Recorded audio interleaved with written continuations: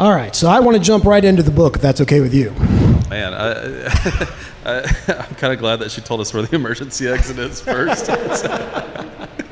All right, let's roll. All right, so this book, if you've read it, it obviously is centered on a particular region that we're all familiar with, and kind of the region between, I guess, North Florida, South Georgia? Yeah, I was even thinking about it when I was driving up here this afternoon. I kept seeing like Georgia car tag after Georgia car tag, and it's truly this strange area where we're so intertwined with South Georgia and North Florida. It's kind of this Floria area. But yeah, I guess in my mind that's the space that any of my books kind of exist in. So how did your experiences inform this kind of racing culture? I sort of think of it as like the Friday Night Lights sort of the Florida-Georgia line, you know? I mean, that's sort of how you present the racing culture there. How did your experiences inform that? I was born in Jax, but grew up in South Georgia. And I was in South Georgia for 12 years. And is it when I turn? Here, I'll turn this way. And I grew up as this Protestant kid in Catholic school in South Georgia, which all of that is, if you're familiar with the space, kind of strange. It's a strange small town where I was living, and it was very blue collar, and we would have this demolition derby that would come with the fair every fall. And the demolition derby was an absolute blast. I would look forward to it every year. And then when we would travel, we'd go and see dirt track racing. And so I grew up with quite a bit of, I guess, visually having seen these things and having experienced them on some level. I mean, you can feel it when these cars hit each other. And they fix them with sledgehammers, which is just wild. And so I think that was all very formative, right? The same idea of like the music that you listen to when you're 14 years old is the stuff that you remember the lyrics of for the rest of your life. These experiences of seeing these things and kind of being stimulated by them as a kid certainly stuck with me, and I would say probably informed my driving too. That's a scary thought. Yeah. In addition to your own personal experiences, and you mentioned kind of casually, how long did this book take you to develop? Oof. I wrote this book at least 3 different times. I wrote it once, a draft of it. I think I started in first person, writing it in like 2018, and then rewrote it in third person, and then wrote it from a different character's perspective in first person. So no, more than 3 times, and then finally rewrote all of that again in multiple points of view, multiple perspectives in first person, and then finally added a final character's point of view in that. So yeah, so a lot. It took a long time, and it wasn't necessarily fun. But yeah. I want to come back to the narrative devices and the narrators soon, but before I get there, did your approach to the project, was it significantly different than your last project? Your last? Oh yeah. Alligator Zoo Park Magic I wrote in the span of 6 weeks. The original draft of that I wrote really, really quickly, and it was after a very good friend of mine had passed away. So yeah, the process of that, the emotion of that, completely different scenario than writing Can't Shake the Dust. Yeah, and I wrote Alligator Zoo Park Magic. I mean, I guess I approached Can't Shake the Dust in some similar ways, but I wrote Can't Shake the Dust in a more linear way, and Alligator Zoo Park Magic I didn't. Yeah. it's really interesting to hear you talk about two wildly different processes playing into maybe how you teach people to write, in the classroom. Yeah. I mean, here you have two completely different experiences yourself of producing major works for you. Yeah. So how does that play into how you teach writing? I think when you go in to teach creative writing, the idea of there being one process is just bullshit. Sorry. It's impossible. There can't be a single process to doing it. I mean, one, you have every single individual that approaches creative writing is approaching it from a different space and different life experience, so that's impossible. And then all of their brains are going to work differently. The way that they see their characters, the way that they see their settings, the way that they try and assemble these things in their brains. And some people can write in a linear way. I usually can't do that. And so I guess the first thing to say to students is, look, you're going to have to kind of figure some of this out yourself, as awful as that is coming from your professor. But yeah, like, you're going to have to figure out what works for you, what time of day works for you writing, how that process works for you. I can give you ideas, and I can tell you what has worked for me on different projects, but at the end of the day, you're going to have to sit down and do it in order to figure out what works for you. And like we were talking about this new age of education together and the rise of ChatGPT and all those things, but really that process that you learn to do by doing it is something that we're hoping as teachers doesn't go away. That exploration of who you are as a thinker, and you explore that in those processes. So, and even in our conversation, I'm thinking about this, and not everybody writes a book. And I think that's okay, right? We have a lot of this idea of like, everybody has a book inside of them, and you might, but not everybody is going to be able to sit down to actually finish that process.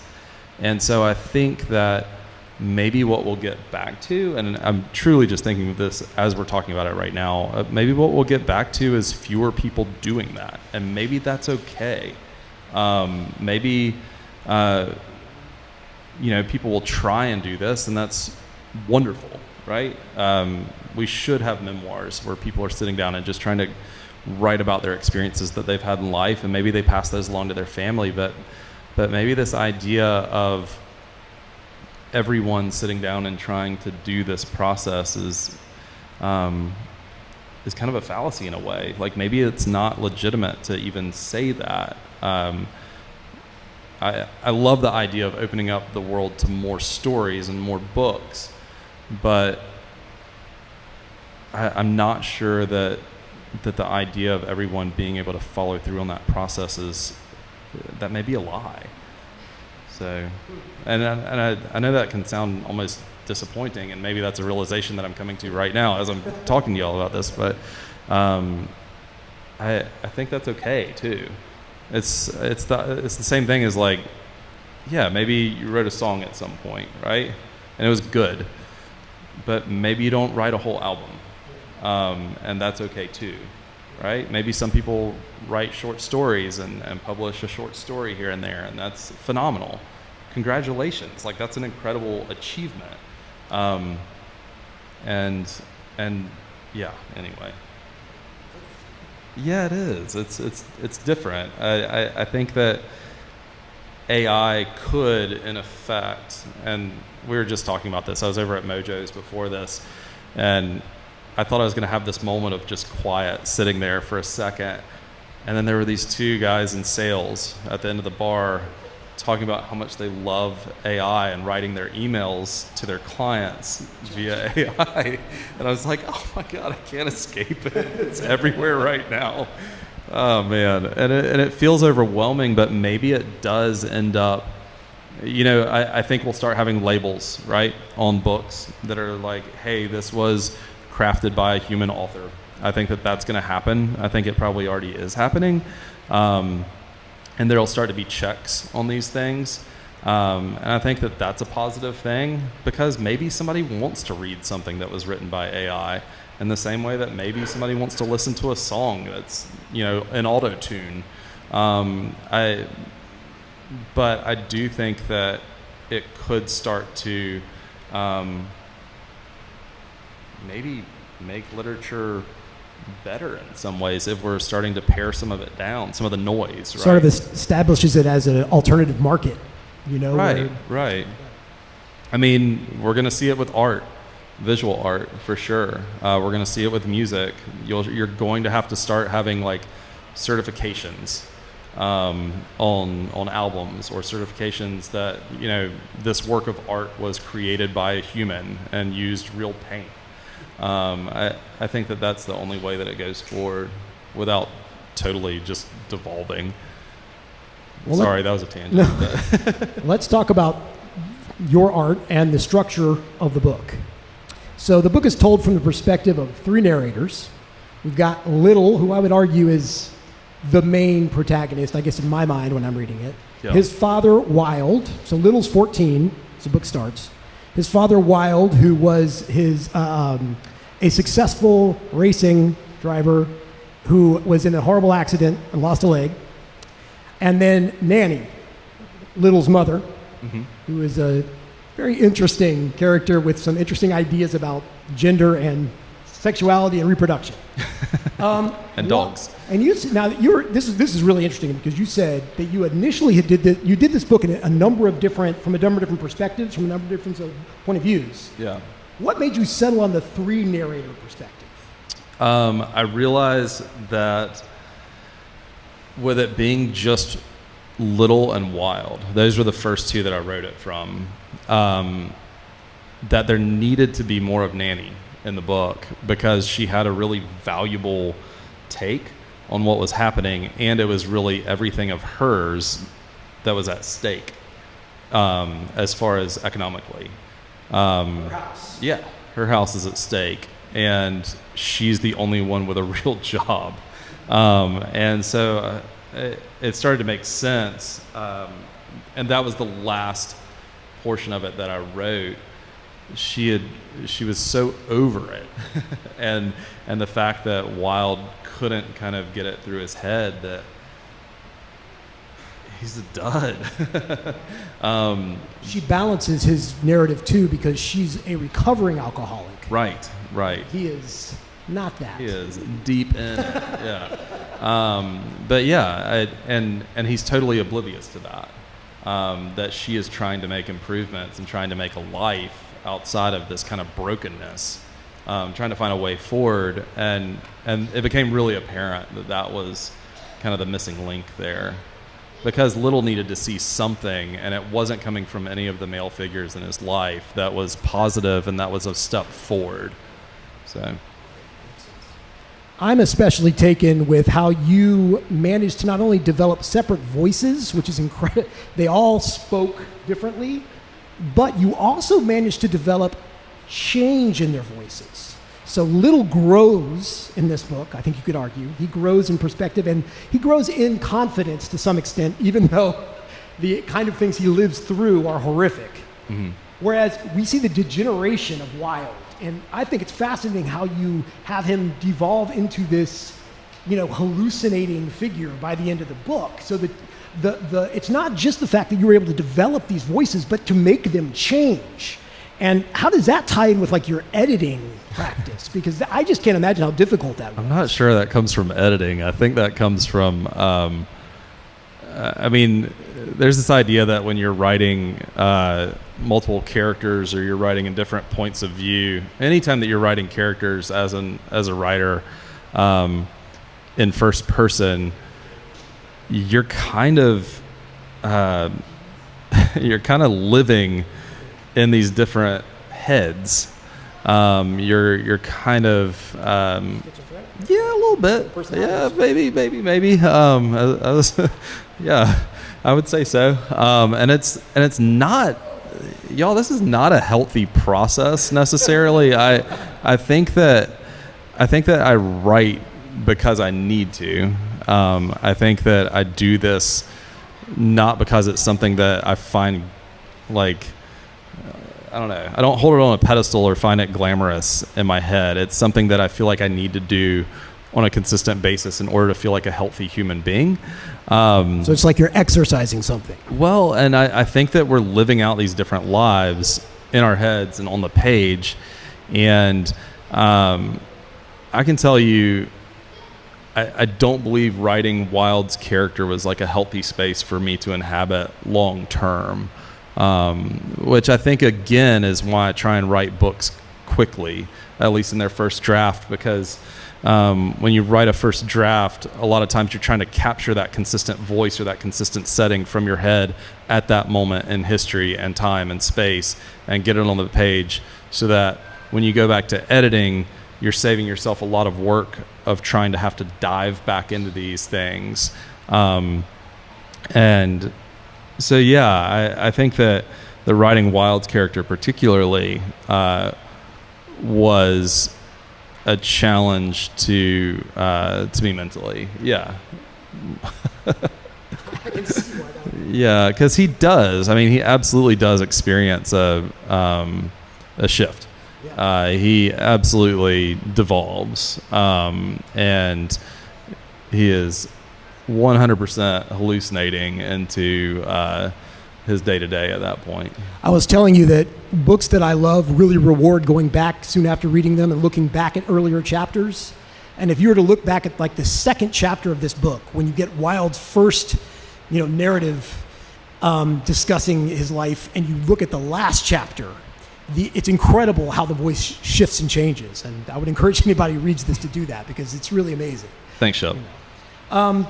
I was a little bit, when I was not familiar with your work before I read this book, and when I read the blurb about the humor in it, I was expecting a very different narrative.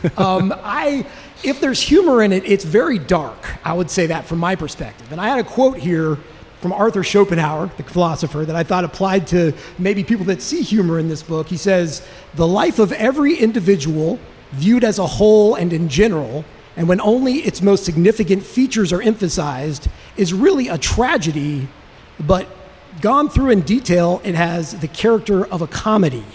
I mean, if there's humor here, it is in those little moments and some of the expressions and some of the situations you find some of the characters in and trying to negotiate. But it's a dark book in a lot of ways. I guess I would ask you, how does humor, in your mind, function in this book and in your writing? All right. I keep a note on my desk for writing, and it says dark, dark, dark, funny. Because I find that I kind of have to be able to jump back into that space where there has to be that little bit of light, right? There has to be that little bit of something that, the poverty in this book is real. And I was living in Brunswick, Georgia at the time when I wrote the first draft of this. And I had a neighbor kind of catty corner to us whose yard was just filled with broken down cars, and he had a tarp over his roof because he was clearly more focused on just like trying to fix up these it's like a total losing battle, right? Fixing up these cars in his yard, which had turned into basically a mud pit, instead of fixing his roof, right? And it's also kind of funny, right, in a way, because, or at least we have to try and find some humor in these things. Otherwise, it feels just very like impossibly dark. You wonder if like every now and then you like gets hit with a drop of water walking through his house from this leaking roof, and he's like, man, I really needed to buy more coolant from the, it's like, if that's the, and yeah, but like that's the dark, dark, dark space with like hopefully like a little bit of humor. Yeah. I would describe the book as haunted and haunting, and think it's a perfect example of Southern Gothic. Okay. That's where I would put it myself. Where I think it stands up really well. Do you agree with that? I don't know. I mean, yeah, for sure. There's like this idea of the Christ-haunted South, right? The Flannery O'Connor quote, and famously from someone who hated the idea or the tag of Southern Gothic. I guess you would have to be able to find redemption in order for it to be something that you could truly peg in there. Yeah, I don't know. It's tough for me to kind of reconcile genre fittings. I don't know why. Maybe I'm just so burned out on the whole world of literary fiction right now, and I'm feeling less and less enthused about tags and genres in that way. But well, there are two traits that I thought especially, I mean, the humor, the kind of the dark humor, so I guess 3 traits, but also the idea of generational violence, which I think is, rises constantly up through this book, and the grotesque characters. I mean, those are the 2 things that really struck me as being part of that genre. And I do want to talk about that idea of generational violence because I think it's striking in this book. And I want to talk about maybe paternal power, the father versus the mother, and the figures of Senior and Nanny, kind of embodying 2 different perspectives on that. Senior, Wilde's a terrible dad, but Senior's the worst, I think, in many ways. Senior being the grandfather and Wilde's father. They both, in a sense, obliterate their children. And it's, of course, a cycle of violence that's passed on. Maybe in very different ways. I think Senior very intentionally obliterates his child. It's all transactional for Senior, everything. And Wilde is wild. Wilde's destruction is, I think, part and parcel of that generational violence he's experienced. How do you see that sort of generational violence as you've portrayed it here? I think it's indicative of the world that we exist in. We exist in a space where there's a level of narcissism and kind of self-sustaining that seems like it drives everything. I think that it's this idea of like, I'm not dead yet. Like, I'm still here. And this person down here is really only here to support me. And so I think that ultimately you end up consuming the people below you, or at least in age, right, in this space. Nanny obviously doesn't see it that way. She's trying to salvage or save some semblance of a life, a lot of alliteration in that, save some semblance of a life for her and her son. And she sees that the only way to make that happen at this point is to circumvent what is essentially, this hoop snake, right, eating itself. So her fascination with having an animal a female animal that could just reproduce on its own, I thought was fascinating, because when you think about paternal violence and the violence of the father, the father operates in this paradoxical position where the father is not himself fertile, is not the one that reproduces. And so in making the world all about the reproduction of the father, at the very same time, in order to maintain their absolute power, they have to have power over the generations that allow them to be called father. Right. So in a sense, they obliterate themselves as father by attempting to overcome the next generation, or being in competition with it, right, being the winner, I guess. So I saw in her attempt to have a dog that reproduces for itself, she's trying to circumvent the entire system of the paternal order, which I thought was really interesting. Maybe she doesn't articulate. She's trying to breed it out. Yeah, exactly. Yeah. So I thought that was a really interesting way of showing it, even if it's an instinct for her that this is what she needs to do. Right. That's how you establish it, which I think is pretty cool. And clearly it's an impossibility for her, right? But at the same time, it's an obsession, and everyone has their obsession in this book. Let me go to another thing I really wanted to ask you about, and that is the play of the supernatural in this book. Now, I know it's not in any way openly supernatural, but can you talk a little bit about Early? Because that is a haunting sequence when Little and Wilde go to pick up the new engine for their car. There's an incredible sequence where they go and meet this guy named Early, and the entire sequence is haunted. And there's snakes everywhere, and he looks like he's wearing a crown of insects, and they're flying. So talk about this, and there's a possibility, what did Wilde give up to be who he is, and what is he willing to give up? I think Wilde's willing to give up anything. And I think that it's the idea of, ultimately, what will you give in order to be able to kind of recapture some lightning from your earlier life? And I think that Wilde is so wrapped up in it. I think that he's willing to do anything. I mean, he claims the winds, right, before Little can. Right. And he will do absolutely anything to make that happen. I think that the American South, for sure, is, again, back to the idea of it being haunted, right? I think that we're superstitious people. I think that we have like an innate belief in some of these things that are spooky, right? Dealing with it with my 10-year-old right now that won't sleep in his own bed at night. It's just kind of almost ingrained. It's almost built in. And so the idea that I don't think I could write a whole book without some element of that. Yeah. Well, I loved how it was here, because it was here, but it wasn't here. It haunted the book in a way that was never overt in any way. But right. It rewards that second reading, because you're like, and there's a lot of questions this book asks that it doesn't just answer. Right. You know, who caused Wilde's accidents? Right. And then you also know Wilde's involvement with other drivers, women. Mm-hmm. You know, which also is another way that generationally he's destroyed his son's life because of his relation with his own schoolmates before he was ever born. Yeah. Yeah. So you leave those things open-ended so you can start to piece together exactly what has Wilde left for Little to inhabit and what is he willing to do.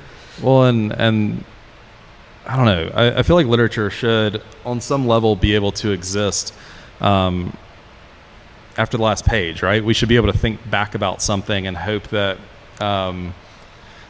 we can see somebody on the street that reminds us of someone, a character. We should feel like we can see them out in public. We should feel like somewhere in space and time this book is still continuing to happen. Because if we close every loop, if we shut every door, then it's so limiting to our imagination. It's limiting to the creativity that the reader brings to their reading of the work. It almost leaves them out. It boxes them out of being able to enjoy reading something. Oh, that's a good point. I got to ask you, just where'd you get the idea for the monkeys in the bar? Albany, Georgia, which is where I spent 12 years of my life. We actually did have a bar called the Monkey Palace, where they had primates behind plexiglass, and they would bang on the glass whenever That's a real thing. That was a real thing. Yeah. I know. It's this was in the 90s. This wasn't that long ago. This was a real thing. And so the Albany also had a zoo, and at one point they had the caretakers from the zoo go into the Monkey Palace to check it out and make sure that the animals were being treated well, or at least at that point in history, as good as that gets. And they actually said that they were treated better than the ones in the zoo. So I'm not sure that's true of the ones in the book. There was a whole article about it. I went back and found these things because, of course, in research, like, you want to make sure that you're doing these things justice. But yeah. I didn't expect that to be. Yeah. All right, I've got a quote. One of my favorite writers is a guy named Ernst Becker, who wrote a book called Denial of Death. Have you ever read that? No, I have not. One of his quotes was, "Human heroics is a blind drivenness that burns people up. In passionate people, a screaming for glory as uncritical and reflexive as the howling of a dog." And I thought that so fit this book. And I wanted to ask you about your ideas about the position of the racetrack and that heroism, that strange heroism that comes out of that, and how that connects to your thematics in this book. I think I have to ask myself, like, what's the point, right? Why is it that we do that? And again, I have to feel like on some level it goes back to this like self-glorification, this little bit of an inherent narcissism in anybody that ever feels drawn to go and try and perform at a high level. And I think that, I mean, you see it in every sport. You see it on every field. You see it everywhere. This one just happens to be more dangerous. The desperation in this book, though, I mean, Becker sort of argues that it's that drive for heroism that sort of helps us deny our mortality. Right. And, these people are so poverty-stricken. With little, it's like he can't even imagine what it would be like to mean anything. Yeah. And so, he's totally living in Wild Shadow in that sense. He's just trying to make him happy. He doesn't have that. It seems like at the end he has a very different idea of what it might mean to be. Well, and as far as his character arc goes, if we want to talk about that. So initially when I was writing the first draft, the little draft, I had him not interested in racing. I had it be something for him that he wasn't interested in following that same path. But then I realized that he kind of had to have that drive. He kind of had, no pun intended. He had to have some of that handed down, because otherwise it's not even plausible. Like he had to be gifted, right? Some of that from these other generations. Otherwise it doesn't work.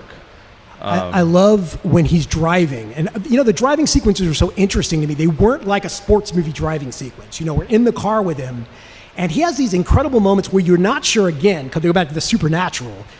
Is the car driving itself, or is he in that weird place, the flow?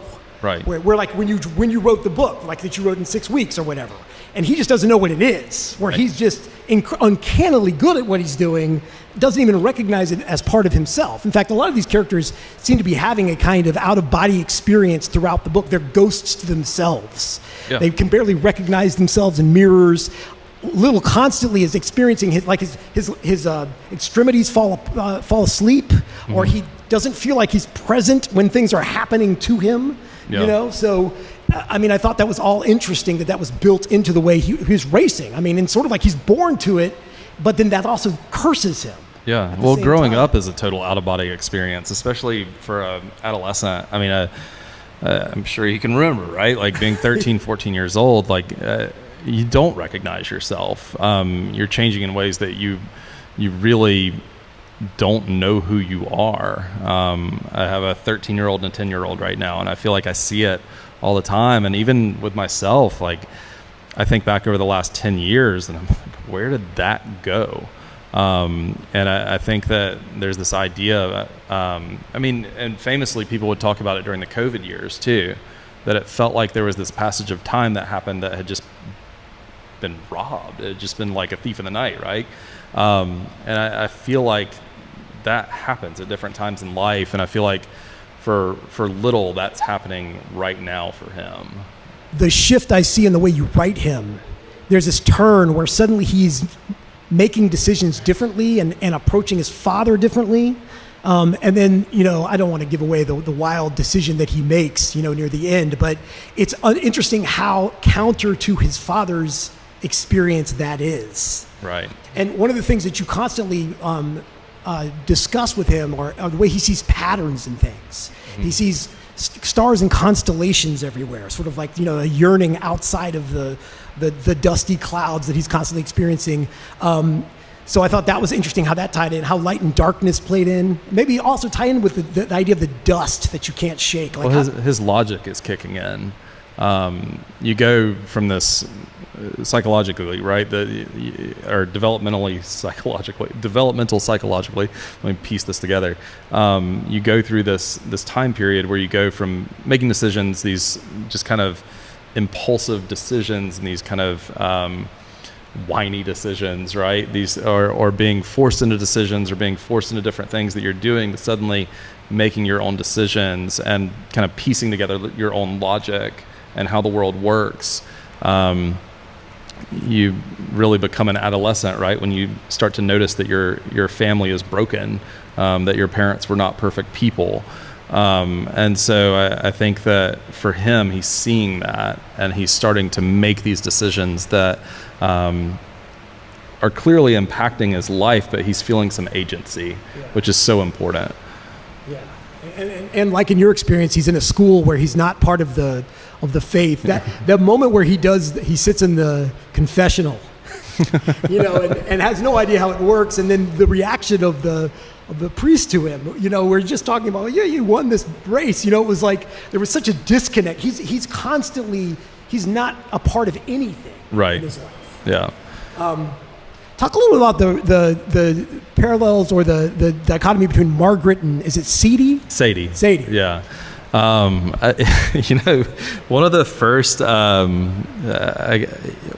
first kind of critiques that a reader gave me of this book, I forget where I was, but they came up to me and they're like, I loved it. I was able to buy it all, but when her hair catches fire, I just can't. That's the one moment that really pulled me out of it. I want to be like, that really happened. Like, that actually happened. To you? Like, were you? Yes, I was very, very present for this. And so, yeah, I mean, I think that some of this comes from experience, right? Some of this comes from projection. Some of this comes from just this kind of soup, right, that we all have assembled over the last decades of our lives. And so it's impossible on some level to kind of parse it back out. Yeah. But Margaret, of course, is this person that, I mean, almost every person in this room has probably been around this person who is clearly, I don't know, she doesn't have she doesn't have the best intentions. Clearly she has her own agenda. Miss Robinson. Yeah. And it's a very real thing, especially growing up. You see it. There's always the really cool mom that, she's really the diametrically opposed, in a sense, to Nanny and her perspective on the world. Everything, socioeconomically, physically, mentally, all of it. Yeah.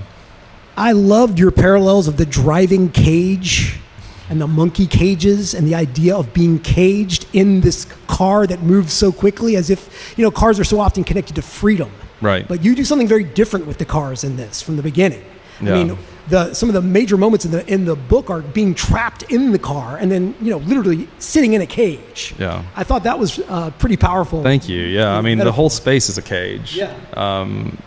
I can tell you from growing up there that it also felt like a cage in some ways, but yeah, I think Gabriella is. No, my bad. My creeping is always a signal that we're going to open it up for audience questions.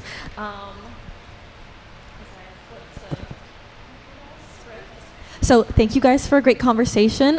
If you weren't here in the beginning, I did mention we are taking audience questions via the cards on your clipboards, and I see we already have some ready. So if you have one at any point, wonderful. My coworker will be collecting questions, but I'll leave it to Shep to start us off. All right, here we go. Uh-oh. What Florida resources do you recommend for getting attention for your indie books? What Florida resources do I recommend for getting attention for indie books?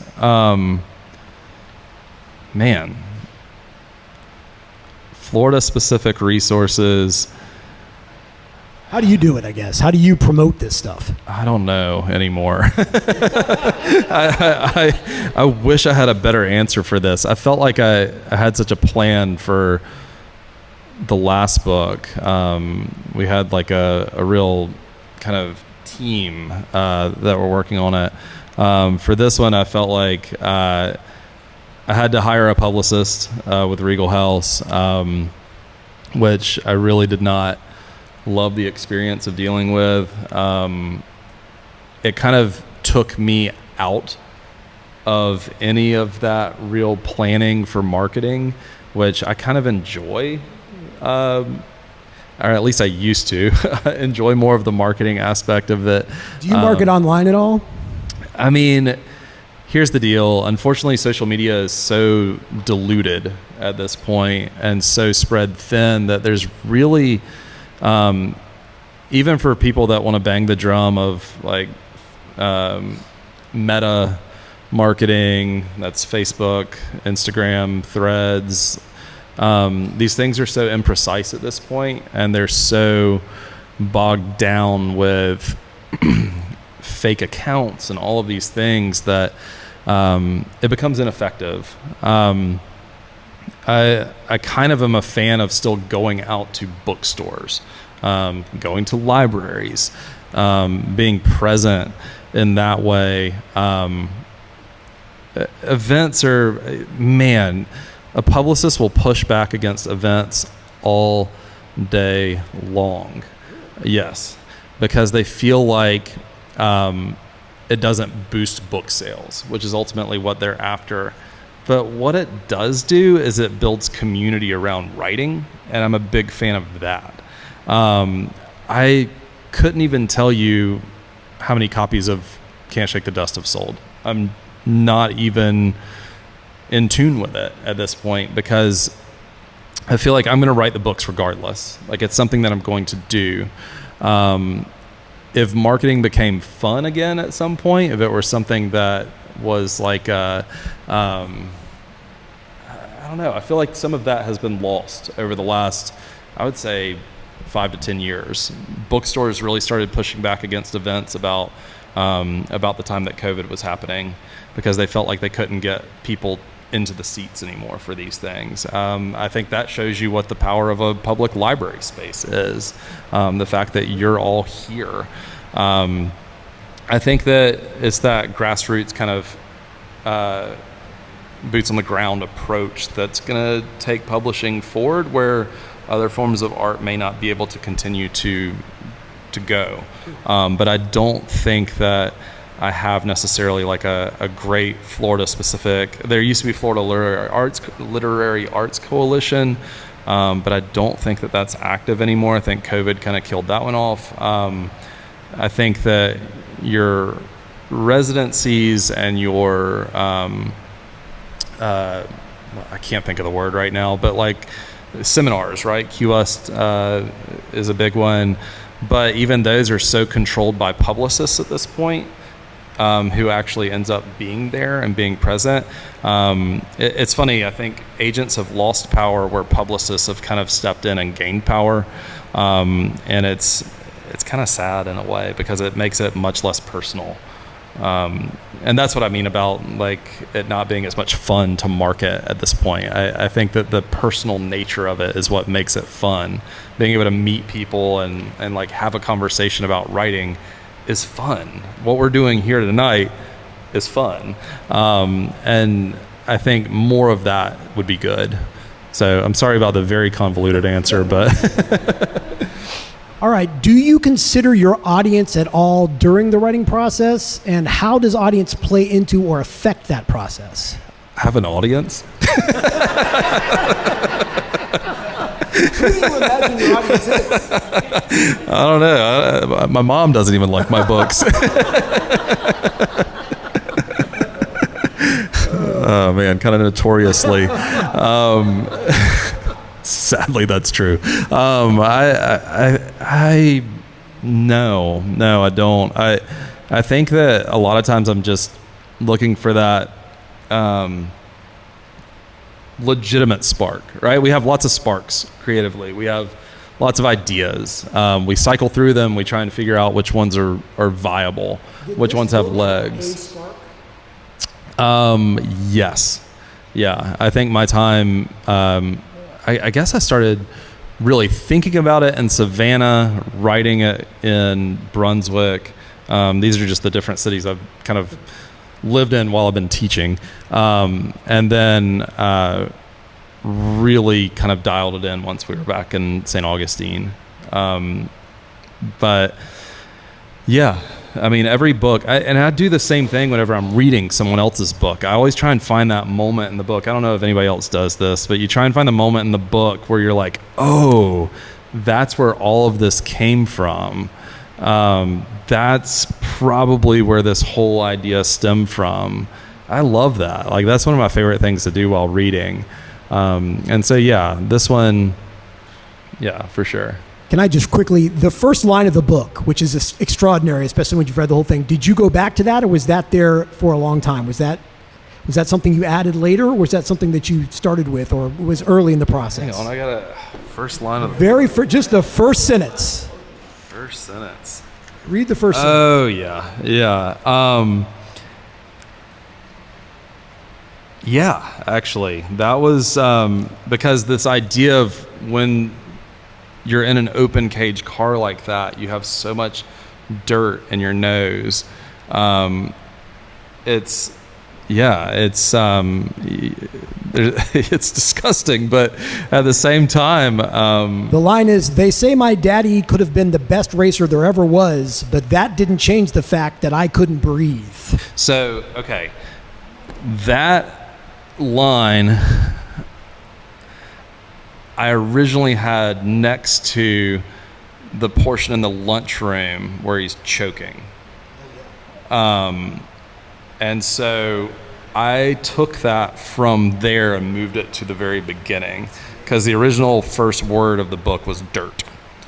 And so, yeah, I pulled that from the lunchroom scene because he's obviously choking, or they think he's choking, but he's actually crying, which is terrible. That scene is, yeah. But yeah, that was, yeah. So very intentional. Yeah. Oh, definitely. Yeah. All right, you've published a couple of novels now. Do you find yourself married to this form, or are you exploring other ways to express yourself, I guess, in writing? What form are we talking about? Just fiction? Whose was this? Yeah. Oh, thanks. Thanks. Yeah, novels for sure. I started out trying to write short stories, and I just am not a good short story writer, at least in my opinion. What can you express, like, when you talk to your students too, like, how do you express the difference there in the two forms, like how you construct them, or how you think you're good at one and not the other? So a short story has to be perfect. It has to have, like, every single word has to add up to the whole. You can't have an extra word in a short story, and some people love the precision of that, and some people love to just dial that in so tight and work on kind of getting it down to, like, this really kind of tight. I mean, it's a huge story, but in such a tight and confined space, it feels like it's combustible. And I am a messy person. I am sweating through my shirt up here right now while I'm talking to you. I am, in my writing, I like to be able to dwell in that space. I like to be able to live in it and just kind of go out as far as that universe can take me, and then cut and come back. But yeah, short stories, I have probably I say a stack, but it's really just a computer file of like 30 that I just feel like I will probably never. Yeah, it's practice, right? For me, short story writing is cycling through ideas and sometimes seeing if they're expansive enough to make them into a novel. But the process of submitting them and the process of getting them so honed in is just, it's not the way that my brain works. How did your students influence your writing this book, if at all? Not even a little bit. Yeah. Not even a little bit. I actually, whenever I'm working on a draft of a book, I try and avoid student work. Whenever I'm, which sounds terrible. I'm still doing the work, y'all, I promise. I'm still grading. But as far as creative work goes, I don't want anybody else's voice in my head. You got enough voices in there. Right? Exactly. We're all chock full, apparently. But yeah, no, not at all. Not at all. I want them to be kind of free of my creative influence. I want them to be able to find their own creative influence. And at the same time, I'm very sure of what my creative influence is at this point. Finally, what do you like to read? And I guess alongside that, who are you, like, in terms of writing, who are you most perhaps inspired by, or, you know, how do you see yourself fitting in with other writers? I don't know. I read pretty widely. I read a lot of I read a lot of culinary writing because I love to cook. I know that sounds ridiculous. I'm reading is it Consider the Oyster right now, and then I'm reading Haunting of Hill House. I'm reading this book called The Ruins. So I'm reading horror and cooking, apparently. So I don't know what that's going to turn into, but that could get weird. But yeah, that's kind of where my reading space is this summer. Yeah. All right. Are you coming to tell me that I'm done? Oh, okay. I had some more. Well, here we could talk more about reading, though. Yeah, sure. Yeah, because obviously this is incredibly important. I mean, it's this idea of like what you're feeding yourself with is ultimately what's going to help you generate more creativity. It's this. I mean, the same thing with visual art, right? Like you need to go and see some art. It doesn't necessarily need to be the thing that influences you and makes you copy it, right? That's the difference between kind of being a student and being someone that's producing it. But I think that I like to read widely. One of my favorite books is 92 in the Shade, McGuane, and it's about, fly fishing guides in the Keys, and it's also just whacked out. It's a really wild story, and I would say for me, there's this idea of like a palate cleanser, right? Like a book that you go back and read that kind of resets your brain before you dive into new creative work, and so I have those too. Are you influenced by film at all? You're very visual, right? I mean, your description is really, this is a very visual book. I think everybody is at this point. Is there any particular... I think the idea of like trying to say that we're not influenced visually, we're all consuming film nearly constantly. And so it's just part of the ether at this point. What we're consuming film-wise is part of our zeitgeist, and it's what we're going to end up putting into our books. It's going to happen. Any particular director or...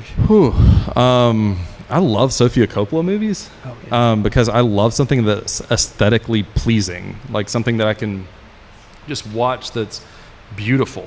And doesn't necessarily make me feel like I have to be super invested in the stakes of it, because a lot of times I'm just trying to relax. And so, I feel like we're bombarded with plenty of stressors at this point, or cortisol spiking.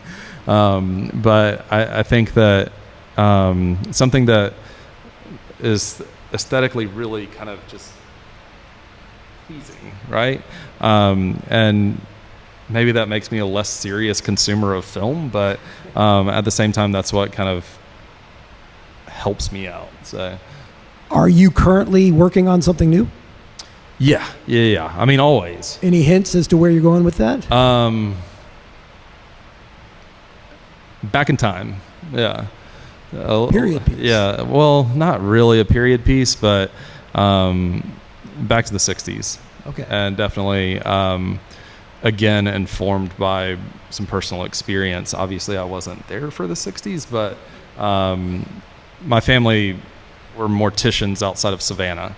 And so some different kind of strangeness happened there. And so I'll be inhabiting that space, as terrifying that is for me to kind of go down memory lane. But yeah. Have you ever thought about doing a straight horror? Because I think this book, there's some horrific sequences. I feel like, it's weird. Maybe I've just been kind of naturally moving in that direction. Alligator Zoo Park Magic was dark.